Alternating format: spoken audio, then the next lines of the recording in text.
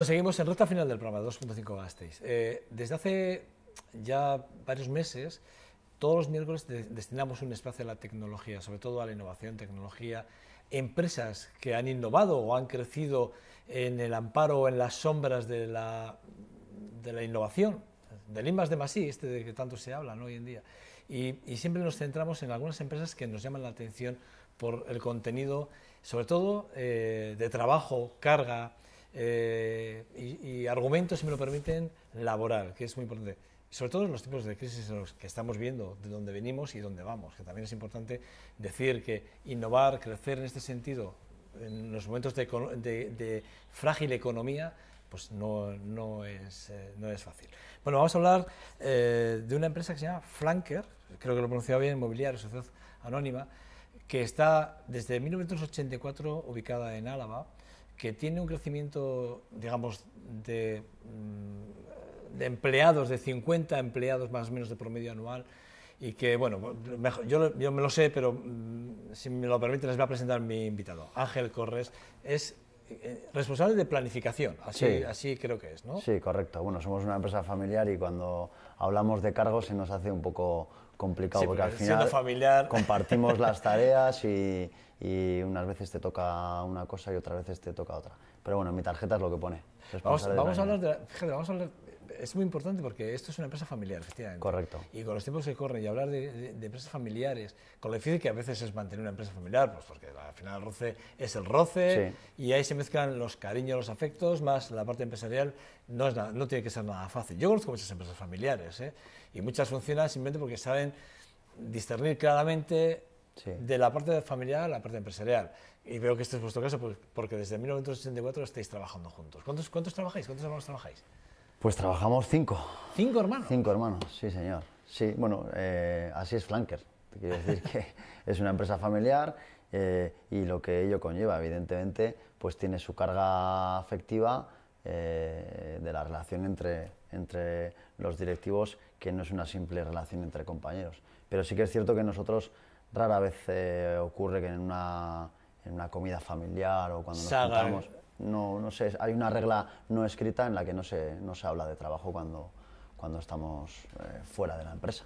Y es lo que ha hecho, que os ha permitido evidentemente tener los pies en el suelo y poder crecer como habéis crecido. Sí, bueno, y es lo que hace que nos apetezca estar juntos fuera del trabajo, porque si no sería seguir trabajando. ¿Cómo nace Flanker? ¿Cómo nace? ¿En qué momento nace y de dónde nace? ¿Quién tiene la idea familiarmente de arrancar con este proyecto? Bueno, pues nace de un emprendedor, fundamentalmente, que es mi padre, ¿no? Mi padre ya en su época que creó una empresa que se llama Coima, que luego estuvo en el grupo Mondragón. Bueno, viene del mundo de la madera y del mueble, de empresas. Su padre mi abuelo era también empresario. Bueno, eso, digamos que ese germen emprendedor pues siempre ha estado en la familia. Y después de una de las crisis, que yo no sé si fue en el 82, en el 80... La primera fue el 82. Creo. Porque yo ya me pierdo. Con la primera, la tercera. Efectivamente. Pues mi padre tuvo que empezar de cero, y ya mis hermanos, que son mayores que yo, pues uno de ellos ya estaba en edad de trabajar, y con los dos mayores pues empezó a iniciar este proyecto. O sea que en el 82 tu padre tuvo que volver a reiniciar. Tuvo que reinventarse. O sea, de cero, reinventarse y seguir adelante. Y claro, eso supongo que además con vidas anteriores, con todo lo que eso venía de atrás, entiendo. Sí, yo tenía 9 añitos por aquel entonces, pero lo que recuerdo es que tuvimos que recomprar las máquinas que habían salido a subasta, que nos habían quitado, ¿no?, por las deudas y demás, claro, y volver a empezar. Eso da todavía mucho más dolor a Flanker. Bueno, pues fue una época complicada, pero la verdad es que mi padre y mis hermanos pues tuvieron coraje y trabajaron duro ahí al principio para que el proyecto funcionara. Bueno, hoy en día tenéis 50 empleados. Correcto. Que no sé, que se dice rápido, 50 empleados. Me consta que habéis cambiado todo el sistema de trabajo, porque venís de hacer una carpintería muy de uso de cualquier carpintería, sí, pero hoy en día ya no es esa carpintería. Sí. Flanker ya no es lo que era, si no habéis crecido tanto. Correcto, ya las connotaciones que tiene la palabra carpintería a mí se me hacen un poco lejos de lo que somos, ¿no? Si habría que decirlo carpintería, sería una carpintería industrial, ¿no? Al final sí que es cierto que cuando nace Flanker, en los colaboradores, bueno, la plantilla que se tiene, pues hay ebanistas, artesanos, gente que trabaja la madera maciza, que monta armarios, pero bueno, nada que ver con lo que hacemos ahora. Empezamos como empresa auxiliar, trabajábamos mucho con empresas importantes de mobiliario de oficina, como hay en Vitoria Ocita, o en su época estaba Kemen, Sí. Móvel, Bordonave, un montón de empresas que en el territorio y en España en sí, pues eran empresas importantes, incluso que tenían cierta iniciativa exportadora, y bueno, empezamos trabajando como empresa auxiliar para estas empresas, pero enseguida ya nos acercamos a una empresa fundamental en Vitoria, que es Mercedes, y ya eso pues ya hizo un poco que Flanker tuviera dos caminos, uno que era el del mobiliario y otro que era el de la automoción.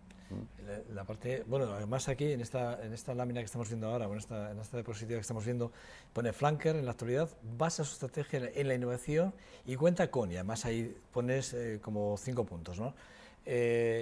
Yo hablaba cuando arrancaba ahora el espacio, Sí. que este espacio es un espacio de innovación en el que queremos hablar, evidentemente, de esas empresas que, bueno, pues que habéis dado ese giro, ¿no? De alguna forma habéis dado ese paso, ¿no? Y por lo que te estoy escuchando, el paso lo dais en el momento que os acercáis a una multinacional como es Mercedes y tenéis que empezar a ver otro campo, ¿no? Sí. ¿Cómo es ese momento? ¿Cómo ves ese visionado? Bueno, realmente, siendo sinceros, el gran paso lo damos porque las circunstancias lo exigen, y sobre todo con el comienzo de la crisis, ¿vale? Nosotros sí que es cierto. ¿El comienzo de la crisis? Sí, nosotros teníamos una línea de negocio que era mobiliario, ¿vale? Que funcionaba, y teníamos la línea con Daimler, lo que era, bueno, Mercedes, que era otra línea, hacíamos los pisos de madera, bueno, pues sin más, tampoco estábamos penetrando más en el sector de automoción, pero sí que es cierto que con el comienzo de la crisis, y además con esa vocación inversora e innovadora que siempre ha tenido Flanker, pasamos de estar de 2 pabellones a 1. Eso significa una inversión realmente importante, y bueno, y llega un momento en el que el sector del mueble en España cae totalmente. 2008, 2009, cae de una forma impresionante. No hablo de 20-30%, sino de 70-80%. Una caída muy importante. Y nosotros con una deuda importante en ese momento, porque acabábamos de hacer una gran inversión. Entonces era o despertar, pensar otro plan, o... Y ya venías de una experiencia de tu padre del 82, que no podía volver a suceder lo mismo, está claro. Efectivamente. Y bueno, y empezamos a buscar en el sector de automoción pues cómo trabajar con otros constructores, que se les llama a los que fabrican el automóvil. Y empezamos a contactar, empezamos a contar lo que hacíamos, y salieron nuevas piezas. Nos homologaron en varios proveedores multinacionales, porque al final los constructores de automóvil, Mercedes, Renault, Nissan, pues trabajan también con grandes proveedores, que a su vez son los que luego acumulan ya pues a otras pequeñas empresas. Entonces, a veces, como es nuestro caso, por logística, puedes trabajar directamente con el constructor, y a otras veces que tienes que trabajar indirectamente a través de un proveedor grande. Mira, hay una imagen aquí, a ver si la podemos ver.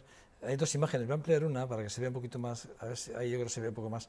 Esta es un poco la nave donde... Esa es la nueva planta. La nueva planta es, ¿no? Esa nueva planta donde estáis trabajando ahora, ¿no? Exacto. Y aquí es donde está esa inversión importante que tuvisteis que hacer en ese cambio rápido de gestión. Bueno, sí, de bueno, nosotros estábamos en 2 plantas y veíamos que los números nos decían que estando en una planta todos juntos, pues a nivel de procesos, de tiempos, mucho mejor, está claro. Al final había procesos que se interrelacionaban entre las 2 plantas, y eso significaba furgoneta hacia un lado, transporte, tal, y para organizarte era mucho mejor estar en una planta grande. Doblamos el número de metros cuadrados de espacio, y 5.000, ¿no? Entiendo, ¿no? 5.000 metros cuadrados. Sí, veníamos de estar en 2 plantas que entre las 2 sumaban 2.000. Entonces doblábamos el espacio y encima estábamos todos juntos. O sea, realmente era una inversión que lo pedía. Claro, nadie sabía lo que estaba a punto de pasar. ¿Y qué pasó, a Dios gracias, y para bien? Bueno, a punto. Bueno, yo no hablo de la crisis, yo no hablo de la crisis. Sí, Que la también, reacción. Pero, bueno, pero a ver, vamos a ver, pero si lo vemos de forma positiva, fíjate, a vosotros la crisis os hizo ver Sí. un nicho de negocio que en ese momento igual ni lo hubieseis explorado si no hubiese sido por la crisis, probablemente. Pues sí, porque pues hay una mala costumbre quizás en las direcciones, o había una mala costumbre de conformarte un poco, ¿no? De, bueno, la situación va bien, esto va funcionando, y no explorabas ni siquiera hacías un control mucho más exhaustivo de tus líneas de negocio. Claro. Unas iban bien, otras no tan bien, pero como el conjunto funcionaba, tira. La cuenta de resultados al Y final de esto- año era la que era. Eso es, y esto, o sea, a nosotros desde luego nos hizo a tener un control claro de nuestras líneas de negocio. Hubo líneas que dejamos de hacer, o sea, reduciendo facturación porque no eran rentables, y apostamos por otras líneas de volumen y de proyección en el O sea, futuro. que en el fondo la crisis sí que, bueno, Sí, en nuestro caso- en un inicio fue igual, un poco de choque, Sí. porque claro, tenéis que hacer, claro, llega la crisis y encima, con la deuda que tenéis que seguir reinvirtiendo y tenéis que cambiar el chip e invertir, con eso, Sí. con lo que supone Sí. para un negocio familiar. Sí, con lo que ese supone apueste. de que también hay un momento en el que no había ninguna facilidad en el entorno. No, cero. Exactamente. Cero, porque los bancos se habían cerrado el grifo. Los bancos... Ahora han abierto algo, pero en ese momento cierran. Correcto. Cierran, tienes que renegociar deudas, tienes que renegociar porque tienes que hacer compras, Correcto. tienen que querer en tu cuenta de resultados y en un proyecto de futuro, y eso es convencer. Sí. Pero eso también, yo entiendo, si me lo permites, Ángel, es porque hicisteis bien las cosas anteriormente bien, porque si no, el banco no hubiese creído. Efectivamente, a ver, yo creo que una de las cosas que ha dado credibilidad a Flanker ha sido que el balance siempre ha mostrado un inmovilizado importante, principalmente porque los accionistas han decidido invertir siempre los dividendos en la propia empresa. Nunca ha habido un reparto de dividendos. Entonces, eso ha hecho que, bueno, que el balance de la empresa muestre una empresa pues, con un capital importante, ¿eh? Y eso te da cierto peso. Y De verdad demás. es que da gusto escucharte, ¿eh? No, da gusto escucharte porque, bueno, eres el ejemplo, o sois el ejemplo, los 5 hermanos, evidentemente en la empresa Flanker, sois el ejemplo ahora mismo de lo que se puede hacer cuando vienen mal dadas y de lo bien que hay que haber hecho las cosas bien, cómo reaccionas, cómo te enfrentas a una situación muy difícil en el que tienes que apostar tu credibilidad de tu buen trabajo hecho anteriormente para afrontar un futuro incierto, pero bueno, de buenos resultados en este caso. Sí, hombre, yo quiero no es fácil. matizar un poco eso, porque tengo muchos compañeros o amigos y empresarios que, a pesar de hacer bien las cosas, no han tenido la posibilidad o la suerte, o aún así no han sido capaces de remontar. O sea, no solo es, desde luego, si no haces nada, las cosas no cambian solas, ¿eh? O sea, algo tienes que hacer para que se cambie. Simplemente esperando no cambian las cosas.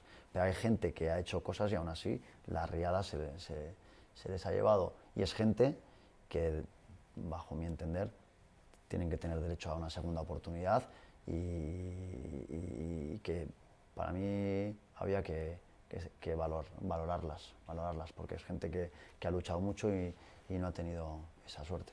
La tendrán, si trabajan, yo entiendo que todo el mundo tiene esa oportunidad seguro, ¿eh? Vosotros la habéis tenido, fíjate, repito, igual estoy siendo muy incisivo, pero tu padre viene de una crisis muy dura, Sí. tiene que cerrar, Sí. y aún así sigue pensando que esa es la línea de negocio, es lo que conoce, y él quiere seguir trabajando lo mismo, le vienen Sí. mandadas, sigue aguantando. Fíjate, os deja el negocio ahí a los 5 que trabajáis con él duramente para ponerlo donde lo ponéis, donde lo habéis puesto desde el 84 duramente, de una forma muy dura, con una crisis por medio, os tenéis que reinventar. Quiero decir, a mí, si me lo permites, bueno, creo que las segundas oportunidades vienen porque también uno hace las cosas bien. Sí, repito, no, ¿eh? sí, está sin lugar a claro. duda. ¿Cuál es el volumen ahora mismo de negocio que tenéis, en el que os manejáis? Pues ahora mismo estamos cerca de los 6 millones de euros, y bueno, ahora mismo la capacidad de crecimiento en niveles de facturación viene sobre todo en el mercado exterior, que es lo que estamos explorando. ¿Eso es cuánto estáis ahora exportando? No, ahora estaremos en un 10%. Pero veis el trabajo ahí, ¿no? Veis que la exportación es importante, ¿no? Ahora mismo, ¿no? En España se podría crecer, pero es muy complicado que con lo que hacemos nosotros... Bueno, es que el mercado no es España, es que ya tenemos que cambiar la mentalidad. Cambiar la mente, ¿no? Que el Tenemos mercado, ir ya que las no sé fronteras... si decir el mundo, pero por lo menos Europa, desde luego, lo es. Y estáis ya trabajando en ese sentido, sí, ¿no? sí, Estáis sí. explorando Nosotros ahí, con la línea Cámara de comercio Comercio, con el internacional. gobierno vasco, con los diferentes agentes que colaboran en este tema, estamos realizando acciones para aumentar nuestra presencia internacional. Sí, sí. Hablábamos antes fuera de cámaras que es importante no solo centrarnos en la madera, parece que vemos madera, pero tú decías, no solo madera, No. ¿qué más? ¿Qué No. otros tipos de materiales existes? Pues sí, hombre, la madera hay para ciertos elementos que sigue siendo un material interesante, pero también ha evolucionado mucho pues los materiales inteligentes que se hablan, composites, fibras de vidrio, son materiales que con nuestra tecnología o invirtiendo en otra tecnología somos capaces de transformar y nosotros pues ya hay ciertos materiales, por ejemplo, pues nosotros trabajamos también mucho para el sector ferroviario. Siempre en el sector ferroviario lo que son los pisos de los trenes se han hecho de madera y ahora se están haciendo en fibra de vidrio. Y nosotros estamos cortando, transformando, mecanizando ese material con nuestra tecnología, innovando en esa tecnología con diferentes herramientas y demás, otras velocidades, otras revoluciones, pero al final somos capaces de transformar. Y luego también entiendo que el contenido formativo es importante, quiero decir, la formación continua, porque claro, esto os ha obligado a que también la formación que tendréis todos ha tenido que empezar a girar, ¿no? De alguna forma. Sí, desde lo que es la gestión, que la gestión ha cambiado, entera, completamente. lo que significa hacer un plan estratégico, cómo te va llevando a las diferentes, ¿no?, formas de gestionar. Cuando hablas del plano internacional, idiomas y demás, y luego en planta, la verdad es que la gente que tenemos está muy abierta y muy interesada siempre en evolucionar, ¿no? En evolucionar, oye, aparece un nuevo proceso, una nueva pieza y en buscar la forma más rápida de hacerla y demás. La gente, si le dejas que participe, siempre, ¿no?, siempre responde. Si simplemente le das órdenes es más complicado. Cuando pensáis en el plan estratégico, supongo que además renovable cada año estaréis pensando en las mejoras de fabricación, materiales, claro, nuevos proveedores, nuevos clientes. Es importante lo primero que acabas de decir, el plan estratégico renovable cada año, porque antes se hacían planes estratégicos para 5 años. Sí, y ahora ya eso es inviable. Quinquenales, efectivamente, sí. El último que hicimos fue de 3 años, pero es que realmente se revisa anualmente. Bueno, la crisis ha obligado también a eso. Efectivamente, a revisar lo que estás haciendo casi mensualmente. Si esto funciona, si no, y si este es el camino, sí, está claro. Entonces, sí, bueno, pues por ese camino estamos. ¿Cuáles son los objetivos a corto o medio plazo ahora mismo que os planteas desde Flanker? Lo tenemos bastante claro, porque el prioritario es el plano internacional. Si nosotros somos capaces este año de pasar de un 10% a un 15% de nuestra facturación en exportación, estaremos en los números que queremos, siempre, claro, manteniendo volúmenes aquí en el Estado. Sí. Mira, tenemos una diapositiva, vamos a ver si la podemos ver ahora, donde vemos cosas que hacéis en Flanker. Sí. Aquí, si me lo puedes explicar, por explicarlo brevemente, porque vemos que estamos viendo una furgoneta abierta ahí, sí, bueno, esta furgoneta, que entiendo que es por el tema de suelos, ¿no? Eso es historia. Eso era la T0, creo. Era pues la primera piso de madera que hicimos para Mercedes. Ese se hacía a mano, en una copiadora, y un tío con unos bien puestos, como se suele decir, tirando ahí de copiadora y esto. Claro, eso ahora era... Eso ya no. Eso ya no. ¿Y esto que tenemos aquí, que son suelos de qué? Por ejemplo, ¿este qué es? Eso es de plástico. ¿Esto es de plástico? ¿Y para qué es? ¿Para qué hacéis tapizado? Eso es un prototipo, un desarrollo... Digo, por ver el que tenemos aquí, porque me gustaría que me explicaras un poquito. Sí, eso es lo mismo, lo que pasa que con otro pavimento diferente. Y, bueno, pues diferentes materiales que se han propuesto para suelos de furgoneta. Ese que estamos viendo es uno de contrachapado de abedul con un film marrón que lleva encima, que ese es el que se ha ido poniendo en el anterior proyecto. Y lo que estamos viendo por debajo son laterales también de furgoneta, revestimientos laterales en diferentes materiales, fibras de madera, contrachapados. Bueno, pues también es un revestimiento que lleva interno la furgoneta que se utilizan diferentes marcas, Mercedes por supuesto, pero también Nissan, Renault tienen ese tipo de revestimientos, incluso particulares. También hemos trabajado en ocasiones para particulares que han venido y han querido que se les forre, digamos, de alguna forma el interior de la. Mira, aquí tenemos en la diapositiva que vamos a ver ahora, que desde hace 16 años, ¿no? Flanker ofrece una importante variedad de servicios, entre ellos, evidentemente, el ferroviario que tú hablabas antes, ¿no? Esto está dentro de vuestros. Sí, a nivel industrial hay 3 sectores que son claves en el País Vasco de forma importante: automoción, aeronáutica y ferroviario. Y nosotros como empresa auxiliar industrial, pues en los 3 sectores hemos ido a presentarnos y a decir que nuestra capacidad de transformación para hacer diferentes piezas y para dar soporte técnico. Bueno, aquí tenemos, bueno, este es el producto que hay lo mismo, pues hay pisos, hay separadores, hay otras piezas, recubrimientos de puertas. Hay otras piezas que nunca veremos en un tren, pero que existen. Que existen, pero que no se ven. Que no se ven porque o van tapizadas o van recubiertas o tal, pero tienen su importancia.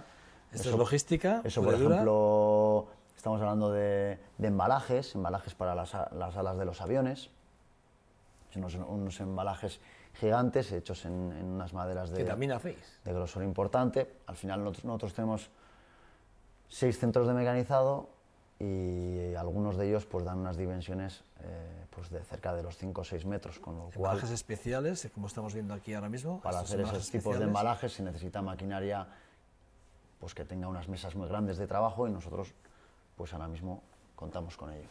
Bueno, aquí lo que decías un poquito, aquí mira, este gráfico es muy importante porque hablas de la construcción inmobiliaria, el 40% de ferroviario y luego otro 40% de automoción. Y luego el aeronáutico está aquí ya, bueno, algo menos, pero bueno. Sí, pero el aeronáutico es un sector en el que estamos intentando penetrar, pero evidentemente cuesta un poco más, los niveles de exigencia son otros, sobre todo no a nivel técnico, sino a nivel de certificaciones, de ensayos, de emisiones.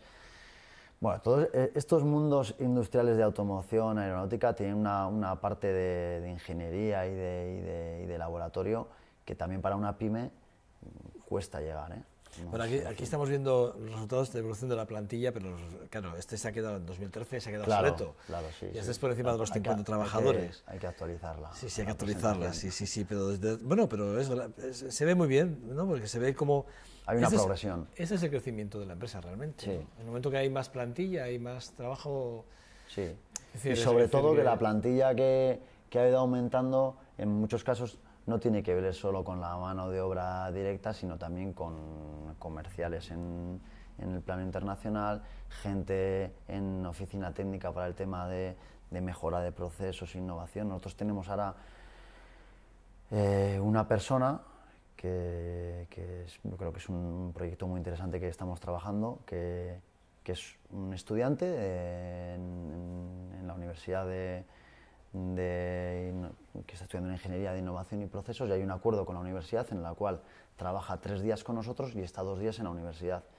Y es una persona que está implantando en Flanker el departamento de I+D. Entonces, él a sus estudios teóricos de la universidad, que está en el segundo año de carrera, pues digamos que esa ciencia la trae a la empresa y está creando ese departamento, trabajando en automatización. Y futuro puesto de trabajo, ¿no? Y evidentemente, si el tema funciona y demás, es un departamento que él va a crear y en el que va a ser el que lo va a liderar. No, y además es que no solo eso, sino que además a vosotros ayuda a crecer en ese sentido, que es muy importante. Para nosotros es fundamental, porque la innovación... Y la aplicación del estudio, que además les sirve igual, digo yo, esto no por hablar, como final de carrera, como un proyecto final de carrera, seguro que será un proyecto. Es así, no en el final de carrera, ¿eh? Ya en segundo de carrera tienen ciertos hitos que tienen que hacer un proceso de la empresa, mejorarlo, tal. Está muy bien. A mí yo no lo conocía, también sé que es la única universidad en el País Vasco que tiene este modelo, el modelo dual, y me parece interesante y me parece algo súper exportable. Bueno, para hacernos un poquito más de idea, aquí tenemos parte de los clientes, supongo que aquí ya habrá más clientes, aquí hay unos cuantos, supongo que tendréis muchos más, ¿no? Sí. Pero bueno, ahí vemos unos muy importantes como Mercedes o Talgo, ¿no? También está Orona, ¿no? O Iveco. Sí, bueno, ponemos los más relevantes, ¿no? Sí, los que pueden decir un poquito... Luego hay otros clientes que igual son un poco más pequeños, igual de importantes, pero que no se conocen tanto.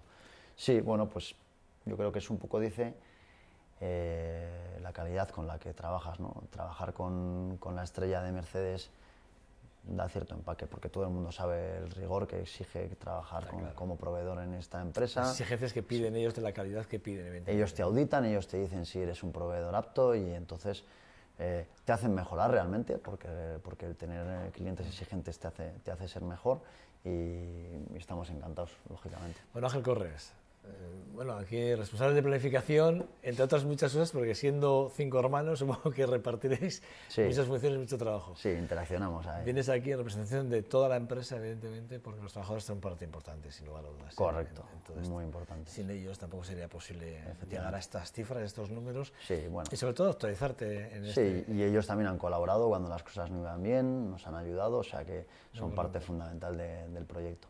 Mucha ilusión por 2 puntos. Uno, porque la verdad es que me ha sorprendido mucho la empresa. Yo ya la conocía porque conocía, claro, cuando he visto a tu hermano, a uno de tus hermanos que conozco desde la infancia, bueno, conozco a varios hermanos tuyos desde la infancia. Bueno, pues me ha hecho mucha ilusión retomarle y verle otra vez, me ha hecho mucha ilusión. Y bueno, y ver que además os va así de bien, pues para uno es satisfactorio. O sea que muchas gracias. Un placer. Seguiremos peleando. Vuestra casa, vuestro programa y vuestra casa cuando queráis. Pues gracias, encantado de haber estado aquí. El placer ha sido mío y yo espero que de ustedes también, porque realmente yo he aprendido mucho y me ha encantado poder mostrar o mostrarles a ustedes a través de las palabras de Ángel Corres, ¿no? Y aquí, pues humildemente haciendo el papel de speech y de intentar reconducir o conducir este programa, bueno, ha sido para mí, yo siempre voy y digo todos los días lo mismo, yo me voy del programa siempre todos los días, después de 2 horas de programa aquí, me voy con que aprendo muchas cosas y conozco a mucha gente y esto es bueno para ustedes y para mí, evidentemente. Y hoy hemos conocido a través de Ángel Corres, una empresa que está ubicada en España, aquí en Álava y que además, bueno, hace las cosas bien, como hemos podido demostrar. Gracias, Ángel. A vosotros. Recuerdos a todos los trabajadores y a tus hermanos de mi parte. De tu parte. Vale. Eso es. Bueno, nada, a ustedes resta despedir el programa. Mañana será jueves, estaremos un día más aquí con ustedes en la recta final de la semana. Y nada, desearles en nombre de todo el equipo que hacemos posible este trabajo y en el mío propio, bueno, pues un feliz día. Hasta luego. Agur, agur.